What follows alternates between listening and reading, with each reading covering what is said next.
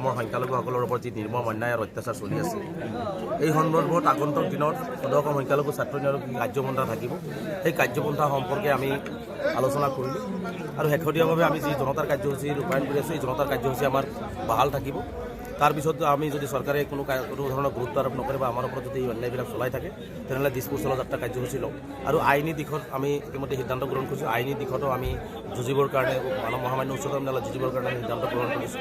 লগতে আমি দিছপুৰ দিল্লীত আমি আৰু মানে অলপ গণতান্ত্ৰিকভাৱে আৰু অধিক শক্তিশালীভাৱে আন্দোলন কৰাৰ সিদ্ধান্ত গ্ৰহণ কৰা হৈছে আৰু বিশেষকৈ নামনি উজনি আৰু বৰাক এই তিনিওখন জিলাত আমি নাগৰিক অভিৱৰ্তন পাতি সংখ্যালঘুসকলৰ যি সমস্যা আছে আৰু সংখ্যালঘুসকলৰ ওপৰত যি নিৰ্মম অত্যাচাৰ চলিছে এই কথা বাৰ্তাবিলাক লৈ আমি তিনিখন অভিৱৰ্তন পাতিম আৰু এই অভিৱৰ্তনৰ যিখিনি মাইনৰ্ছ হ'ব এই মাইনৰ্ছখিনি লৈ আকৌ আমি এই সংখ্যালঘু জনগণৰ কাৰণে আমি যুঁজিবৰ কাৰণে প্ৰস্তুত হৈছোঁ। গতিকে চৰকাৰক আজিৰ এই বৰ্ধিত কাৰ্যনিৰ্বাহ সভাৰ জৰিয়তে আমি এটা আহ্বান জনাইছোঁ, চৰকাৰে মানুহক মানুহ হিচাপে গণ্য কৰক, মানুহক মানুহ বুলি ভাবক। এইসকলো মানুহ, এইসকল কোনো জন্তু নহয়। গতিকে এইসকলৰ যিখিনি ন্যায্য প্ৰাপ্য ভাৰতীয় সংবিধানে দিছে অন্য বস্ত্ৰৰ বাসস্থান এইখিনি কাঢ়ি নিয়াৰ অধিকাৰ তেওঁলোকৰ নাই। গতিকে তেওঁলোকক দিয়াৰ ব্যৱস্থা গ্ৰহণ কৰাৰ কাৰণে আহ্বান জনাইছোঁ।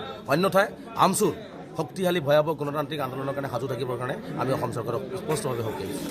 শেহতীয়াভাৱে আমি কৈছোঁ যে যোৱাকালি মই এটা টকশ্ব'ত মোক সুধিছিলে যে অসমৰ মুখ্যমন্ত্ৰীয়ে বাৰে বাৰে কয় যে এওঁলোকৰ ভোট নালাগে, এওঁলোকৰ উন্নয়ন নকৰোঁ, এওঁলোকৰ ওপৰেদি বুলডোজাৰ চলাম, এওঁলোকৰ মাদ্ৰাছা ভাঙি দিম, এওঁলোকক অমুক কৰিম তমুক কৰিম এনেকুৱা ধৰণৰ শব্দবোৰ দি যি ধৰণে তুচ্ছ তাচ্ছিল্য আৰু যি অন্যায় অত্যাচাৰ কৰি আছে সেইকাৰণে যোৱাকালি মই কৈছোঁ যে যদি মুখ্যমন্ত্ৰী ডাঙৰীয়া এজন ৰজা হৈ প্ৰজাক যদি একো নিদিয়ে, প্ৰজাক যদি জন্তুৰ দৰে কেৱল অত্যাচাৰ কৰে, প্ৰজাক যদি তেওঁৰ যিখিনি সা সুবিধা সংবিধান দিছে নিদিয়ে, এজন ৰজা হৈ যদি এইখিনি নিদিয়ে তেনেহ'লে তেওঁলোকক ৱাল দি ছাইড কৰি দিয়াৰ ব্যৱস্থা গ্ৰহণ কৰক।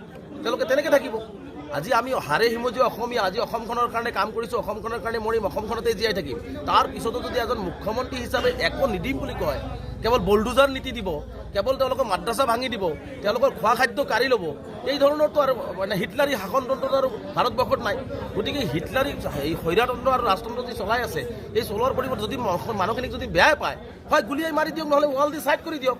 তেনেহ'লে মুখ্যমন্ত্ৰী তেনেহ'লে আৰু এই কথাবিলাক কৰাৰ আপত্তি নাথাকিব। সেইকাৰণে কৈছোঁ যে মানুহখিনিক হয় গুলিয়াই মাৰি দিয়ক, নাইবা ৱাল দি ছাইড কৰি দিয়ক, তেওঁলোকে যেনেকৈ পায় যি কৰি পায় জীয়াই থাকিব আৰু এইটোৱে কথা।